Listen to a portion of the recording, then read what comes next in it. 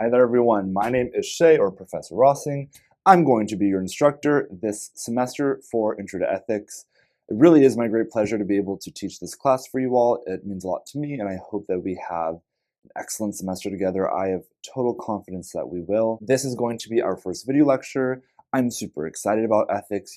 This is the discipline and philosophy that I work in the most. So it is the one that I'm most excited to be working with you all on. The idea behind these video lectures is the things that you read, especially as you move on to the philosophical papers that I am assigning you. The things that you read can at times be dense and complex, and my job as your instructor is to find a way to identify the things in those texts I need you to know for the course or to succeed in our course objectives, and to simplify them to you, present them to you, and help you digest the material in a way that's helpful for you. That is my intention with these lectures. I hope I succeed at doing them. So I hope that you watch them and you enjoy them and you use the material I give you here in order to succeed, because I work hard to think about the best way to communicate what I want to communicate to my students is. I'd like to think this is it. You have heard of the concept of ethics, but it might not be entirely clear what that word itself means. That's where we're starting. Ethics. What is ethics?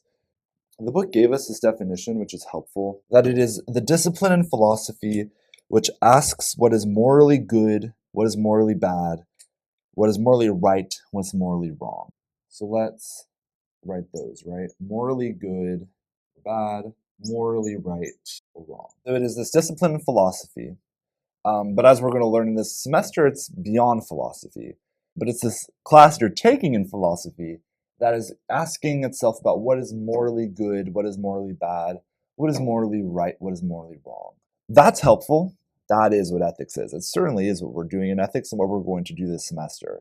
But if you're anything like me, it might be helpful to step back and ask yourself, what am I doing? That's sort of what I think is helpful for me, is asking myself, what is the task? So what is the task of ethics? When I am introducing the topic of ethics to people, I like to introduce it as this question of what should I do? Ethics is the discipline that, yes, discovers what is morally good or bad, discovers what is morally right and wrong, but it's asking ourselves, what should I do? I could say, well, I should be happy in life. For who? Should you be happy for yourself? Do you care that everyone is happy? What should you do if you want something, but you know that that is harmful for the rest of the world? I think this is interesting because you could say, are there examples where I usually shouldn't do something, but in very specific cases I should? Usually most people say we shouldn't lie, but let's say that there's a murderer and he wants to kill my best friend, and he's saying, where is your best friend? Should I lie? I mean, some people really do believe, no, you should continue to tell the truth. Some people think, what should I do? Yeah, usually I shouldn't lie, but maybe in this case I can. Now, of course, with this question, what should I do? Or what's morally good, what's morally right? There's a lot of disagreement. People disagree about ethics. Of course they disagree about ethics. People disagree about everything. But there's also this view, which we call in philosophy skepticism. So what is skepticism? Skepticism is the belief that we might not actually be able to know what is morally good or what is morally right, and vice versa. This question of what should I do, skeptics might say something like, there is never anything you should do. There is no such thing as actual moral obligations. To quickly clarify, I think students hear that and they think, oh, this must be like atheists, that they think that there is no moral code and therefore they have this belief. There are lots of atheists who have very structured ethical systems that are not skepticists. But there are a group of people called skeptics, moral skeptics, who would say, you actually can't know at all what you should do. But they might even just say something like, you actually can't know for sure. You might have a good idea, you might intuit it, but you actually can't know for absolute certainty what you're supposed to do. It's just sort of something you have to guess on. There's a lot of arguments for skepticism. I think in the Schaffer-Landau reading, he talks about skeptics. He has a problem with skeptics. Schaffer-Landau is a Oxford ethicist who's really famous as a person for taking major ideas in ethics and presenting them at this introductory level. I think he's a respected philosopher. But he says, why are people skeptics? Well, there's a lot of reasons. The reason we've already addressed. Some people say, look, there is too much disagreement about what we should do. People have too many different types of morals that there's no way that there's one type of ethics that's true. Some people say that ethics is too conflicting. I mentioned earlier, usually people say you shouldn't lie, but usually people also say you shouldn't put your best friends in positions where they can get killed. So when that example happens earlier where a murderer comes up to you, as niche as it might be, and says, "Where is your best friend? I want to kill them," and you believe them, we'll say, those things conflict. And so some people say, all of this ethics stuff always conflicts each other. We're going to address in this class things called ethical dilemmas or moral dilemmas. And it is true, at times, different ideas of what we often think are morally good or morally right butt heads. And suddenly we have to make a choice between the two. And some skeptics say that that proves all of this is really your opinion, your preference, your intuition, maybe your psychology. The type of thing that ethics is not real. It's a social construct. So that's like a fancy way of saying like ethics is a thing that humans do, that we like to do, that societies do, that we do because it helps us live amongst each other. But if there were no humans, there would be no ethics. An example that is often given for this is money. If humans disappeared out of nowhere, we wouldn't expect money, that is paper dollar bills, commerce, the economy, to continue in our absence. That's a thing we created for our mutual cooperation. That is not a thing that sort of naturally existed into the world. And so some people, these skeptics say, well, ethics is just like that. If there were no humans, or if there were no people to determine what's morally right, there would not be an exercise of determining those things. It's a social construct. It's another argument that Schaffer-Landau identifies as one skeptics put forward. Now, it's worth mentioning most philosophers are not skeptics. That doesn't mean most philosophers don't respect skeptics. That doesn't mean that they have issues with theories in moral skepticism. But what that does mean is most people, just as an observation we've made in terms of like polling and in terms of like sociological data, do believe that they should do or they should not do certain things. And most philosophers have interpreted that to mean there's something actually going on that we can talk about here. That's a debate that might come up in this class. But what Schaffer-Landau does next is he says, even if you think you're here, and as you might find out later in this class, you might assume you're a skeptic because of certain things in your worldview, but might find out actually that there are ethical worldviews out there that you do agree with.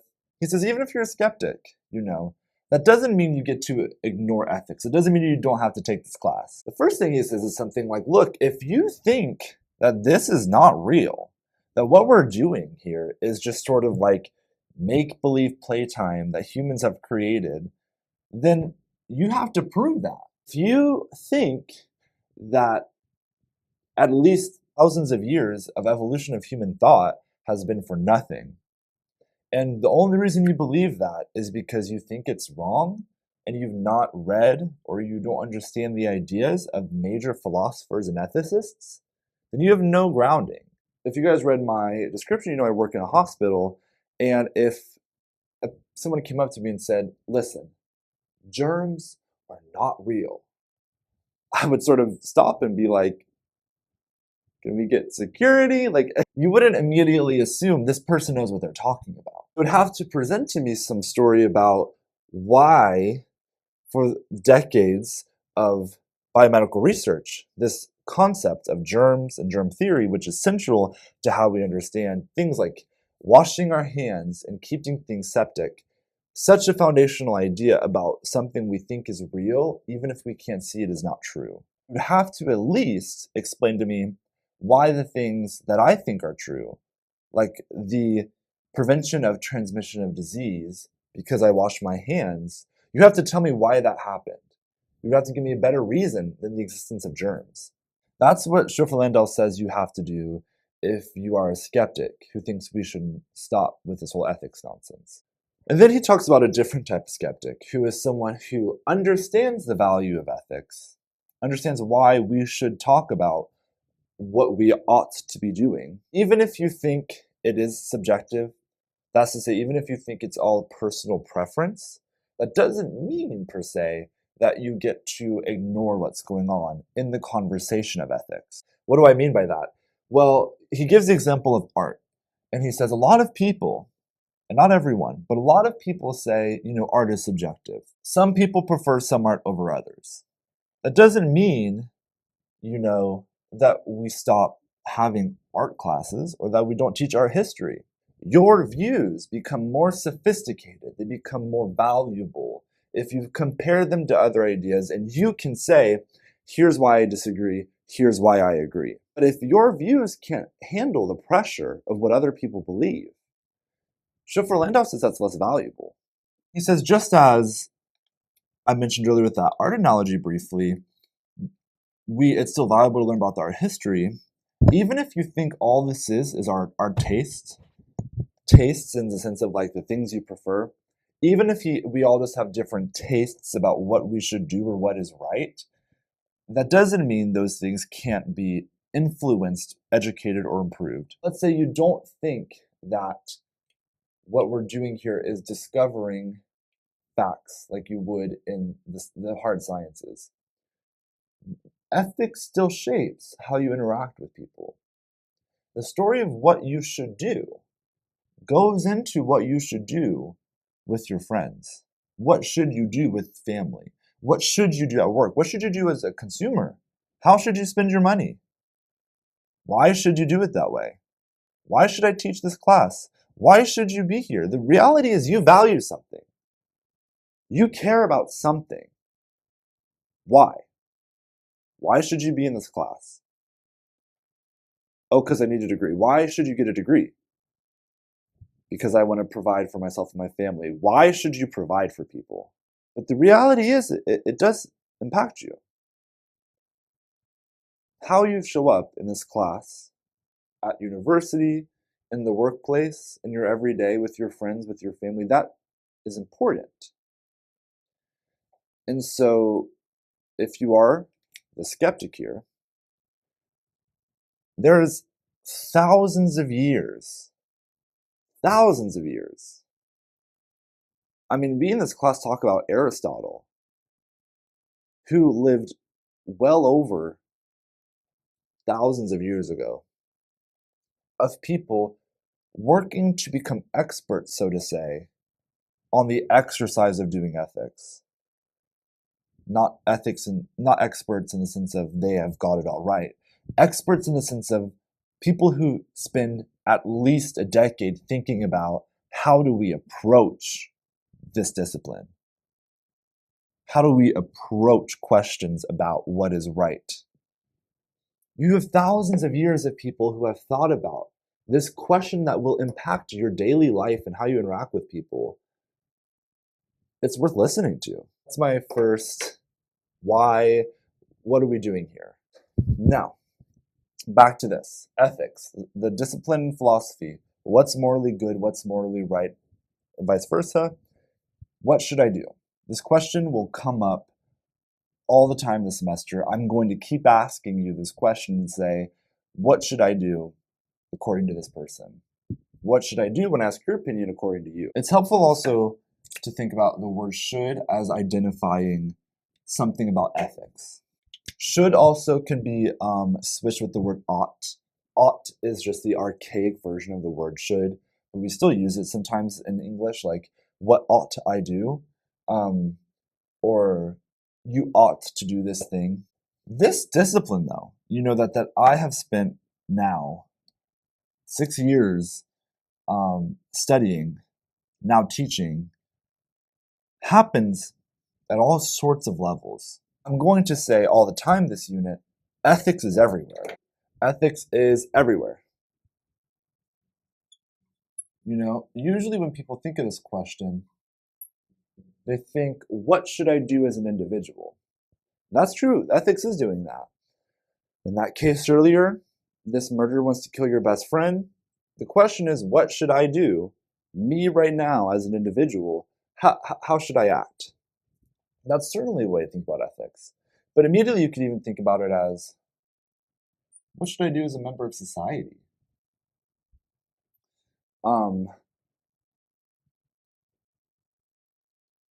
This doesn't just mean, that doesn't just mean, what should I do politically? Think about it this way.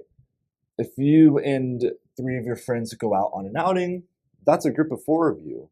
There are going to be things that come up the whole night that you're out that give you an option of what you can do. And when you have those options, you can do all kinds of different things. You have to look at those options and say, well, which should I choose? What should I do? You also expect other individuals in that group to act similarly.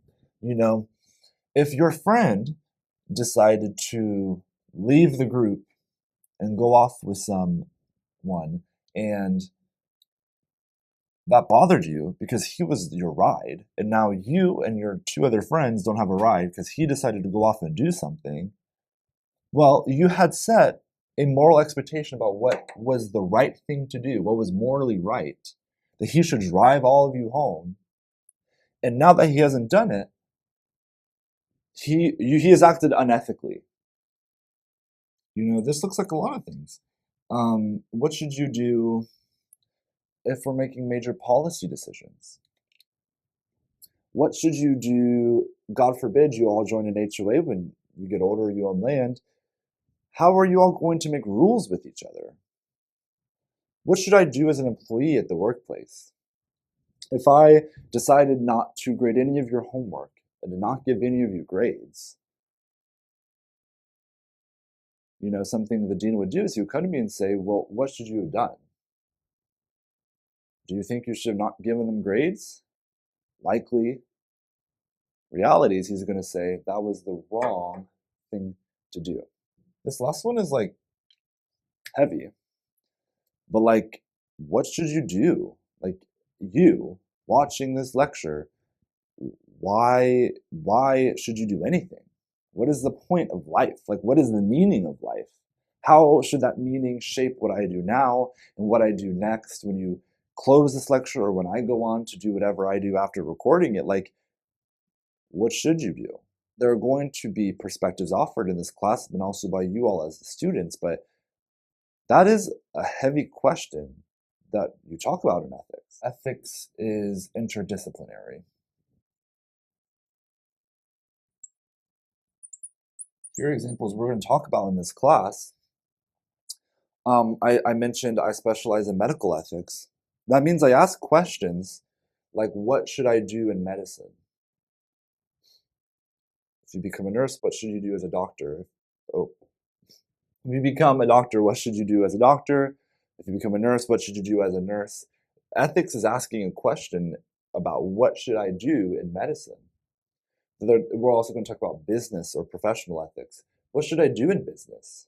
Also, the other side of that, you as a consumer, you're going to buy something at the grocery store. You're a consumer at the grocery store. When you get your coffee, you're a consumer when you buy your clothing. You're a consumer when you come to this college and choose to take Intro to Ethics. You're consuming, paying money, either you or by virtue of your positioning through federal aid or scholarship. You are being a consumer of education on ethics. And a question was posed. What should I do as a consumer of education? And it looks like your conclusion is I should take the ethics class. Thank you. But this is to say that also the discipline of philosophy here is another discipline. If you're a nursing major or if you are a pre-med student, you're going to handle ethics questions, both as a student and then when you eventually, I hope, have that career. If you are going to major in business or any of the business affiliated programs, you are going to have to handle ethics questions as a person in business. And even if you don't enter those things, chances are you'll end up in a hospital or buying something from a company one day. And you have to ask the question of, well, what should I do then? And that doesn't mean you have to have an existential crisis every time you're choosing grapes at the grocery store. That's not what I'm suggesting here. Suggesting here is something like, these questions actually can be asked. And part of this class is asking them. And like, I could keep going. Archaeology is a discipline that excavates the remains of society. And some people say, well, you shouldn't do that. That's not right. That's not good. Another one is in theology or religion. There's an entire class of humans whose job is thinking about how theology and how religion shapes this whole question. I mean, you could go on. What should I do in politics? You do in biology. About it this way, do an experiment on deaf people in a deaf culture, and deaf people are saying we don't want a genetic cure to being deaf. They are challenging your view on what you should do in biology. I mean, these questions go everywhere. Ethics is everywhere. It is at every level, like I showed you earlier, from your individual decision you make, to the decision you make with other people, to the decision you make at work, with your friends, with your family, and in all sorts of places. In medicine, in religion, in politics, in biology, in history, as a consumer, in business. Ethics is everywhere at every level. It is this act and exercise of asking, what should I do in all of these places? So if I ask you something like, well, what is ethics? Which, to be very clear with you, I'm going to do. I want you to know, it's morally good, it's morally bad, morally right, morally wrong. It's this thing that usually philosophers do, asking, what should I do? But it's important you know that it's everywhere. Like, the topic of ethics impacts everyone, whether they know it or not. One final thing, we'll use orange. Sure. There's going to be two types of ethics we talk about in this intro class, okay? There's normative ethics and applied ethics. Normative ethics and applied ethics. Explaining this distinction can be a little nuanced, but I think it'll be easy enough. Normative ethics is the type of ethics that's asking questions about creating moral theories that tell you what you should do in most cases. Okay, what did I mean by that? I like to think about normative ethics as being the form of ethics, which remember is asking, what should I do? Adding one little thing here. Normally. I can spell. What normally should I do? So it's the type of ethics that is trying to establish a norm for all cases. Norm. Probably heard someone reference a social norm or a norm of behavior. A norm is like the normal thing to do. Normative ethics is going to work in theories. Usually these theories think they have an answer to every possible instance. The idea though is in normative ethics, the things you're asking are what kind of rules should we all follow? What are the ethic beliefs? Lying's bad. Murder is wrong. You should not cheat in this class. That I can believe as a greater story of what's happening on ethics. What the people are doing here in normative ethics are doing is they're creating a story about what normally you should do in regards to lying. What normally you should do in regards to murdering someone. What normally should you do in regards to cheating in this class.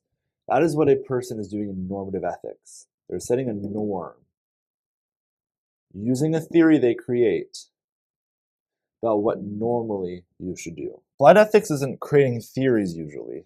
What they're doing is they're looking at cases. I'm more in this branch in terms of the discipline I work in, applied ethics. Because I look at case studies usually, and then pull what should I do from my case studies. These are oriented towards fields. So it's a question of what should I do as applied to a field. What I demonstrated to you, ethics is in medicine and in business and it affects you as a consumer.